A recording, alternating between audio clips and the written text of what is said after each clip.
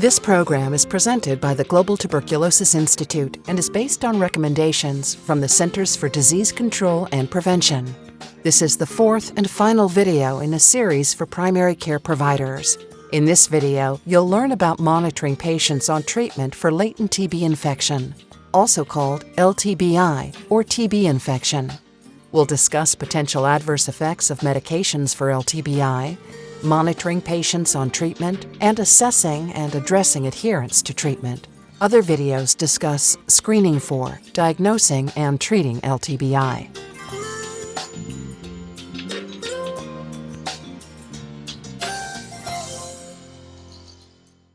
Treatment of LTBI prevents development of TB disease on an individual level and is an important component of TB prevention efforts. Treatment is safe and effective, and serious adverse drug reactions are rare. However, as we'll discuss, there are potential adverse effects from the medications, and periodic monitoring is recommended to evaluate for adherence to treatment, signs and symptoms of TB disease, and adverse drug reactions. As with any treatment, you must weigh the risks and benefits for each individual patient. Visit the CDC website and call your local health department if you have any questions about adverse effects and drug interactions.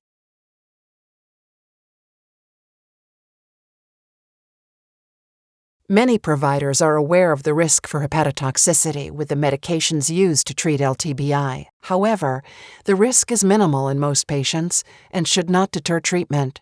Certain patients are at higher risk for hepatotoxicity. This can be considered both in regimen selection and in the monitoring plan.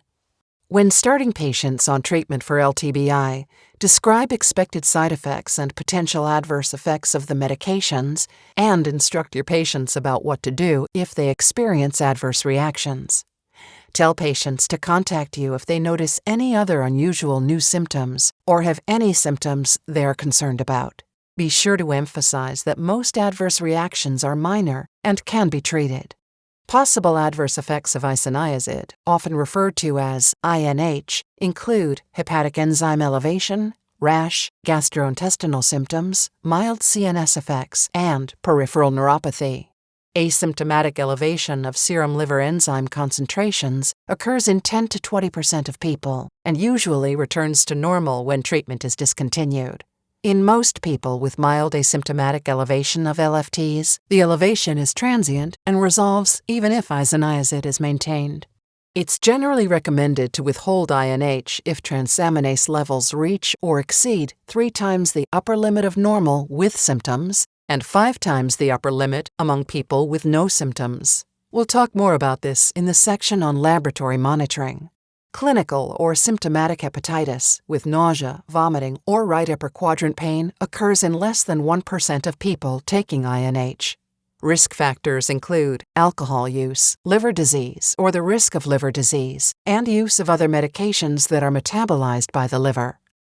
Approximately 1% of people taking isoniazid develop peripheral neuropathy, which is more likely to occur in those with HIV infection, diabetes, alcoholism, malnutrition, pregnancy, or other conditions associated with neuropathy.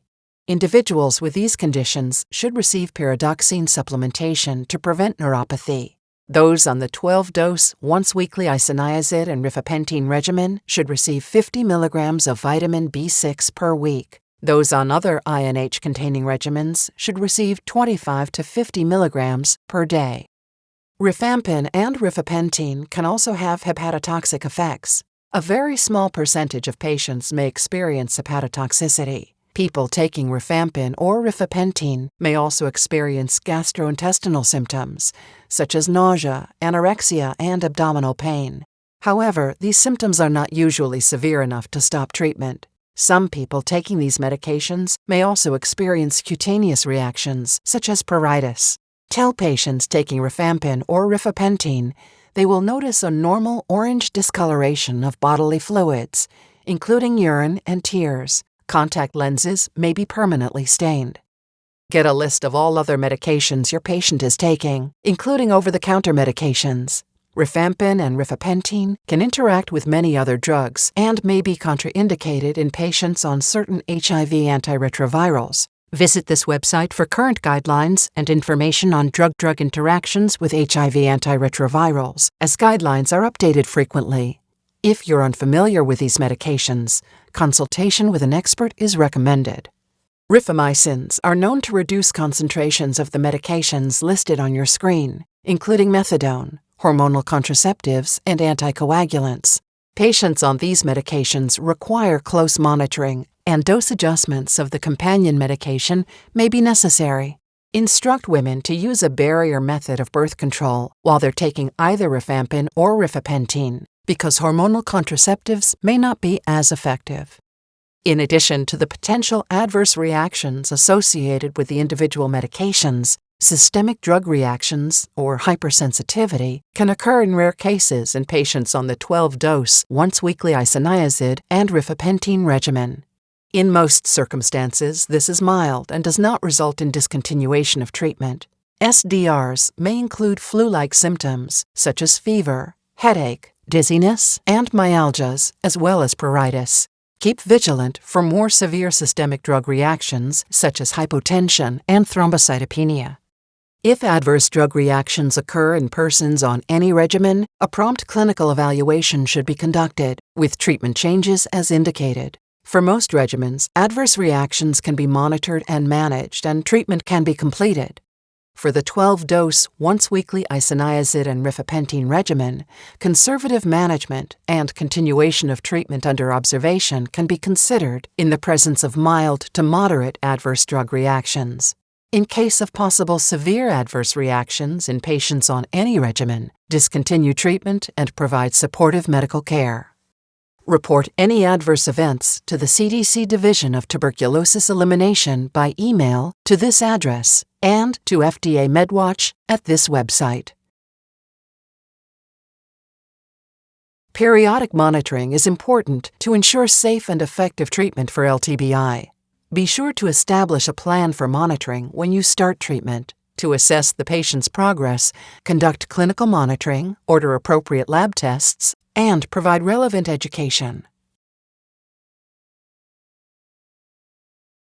Monitor patients at least monthly to assess progress. Evaluate for adherence to treatment, signs and symptoms of TB disease, and any adverse reactions, such as signs and symptoms of hepatitis, which are listed on your screen. Although baseline liver function tests are not routinely indicated, some patients do need baseline measurements of serum AST, ALT, and bilirubin. Baseline testing can be considered on an individual basis and should be obtained for people with HIV, those with a history of liver disease, regular alcohol use, risk factors for liver disease, including use of other hepatotoxic medications, and women who are pregnant or postpartum. Periodic retesting is recommended for people with initial abnormal results and for those who are at risk of liver disease. Additional lab tests should be ordered if a patient develops any symptoms of hepatitis. For patients whose treatment is discontinued due to elevated transaminases, laboratory monitoring of transaminases should be continued until they have returned to normal. For those on INH-containing regimens, consider completion of treatment with 4 months of daily rifampin after transaminases have returned to normal, depending on the patient's risk of progressing to TB disease and willingness to complete treatment. Other laboratory tests may be indicated for patients with underlying medical conditions. Assess patient adherence during monthly monitoring visits, since treatment for LTBI is only effective if patients complete their treatment regimen. Remember, use of rifamycin-based short-course regimens increases treatment completion. Many factors can affect a patient's adherence, and a patient-centered approach, including ongoing education, can help to identify and address any challenges or barriers. Monitoring visits provide an opportunity to reinforce educational messages, including reminders about the importance of treatment adherence. Emphasize possible side effects and adverse reactions. Provide patients with written instructions for adverse effects and contact information for your office so they can inform you if these occur.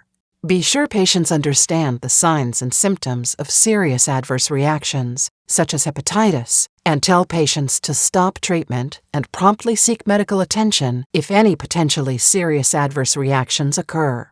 Provide information at a language level the patient can understand, and use interpreters or a language line if needed. See the resource link at the end of this video for access to patient education materials. Use open-ended questions to identify any concerns or challenges your patient may be having with treatment.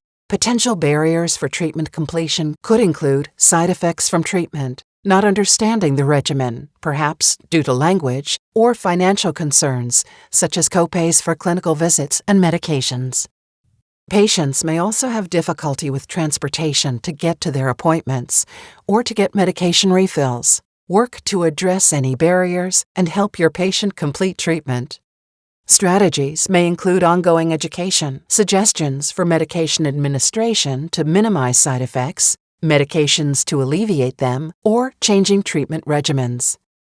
Your local health department may be able to assist with free or low-cost medicines, directly observed therapy, and case management for individuals with an increased risk of progression to TB disease.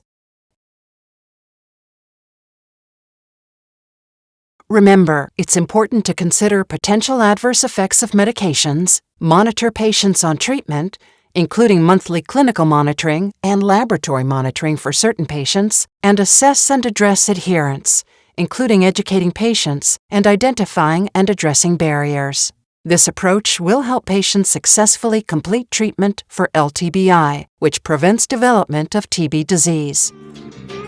Thank you for viewing this video on monitoring patients on treatment for LTBI, which is the fourth and final video in a series. The other videos discuss screening, diagnosis, and treatment. For more information and the additional resources mentioned in this video, visit this website.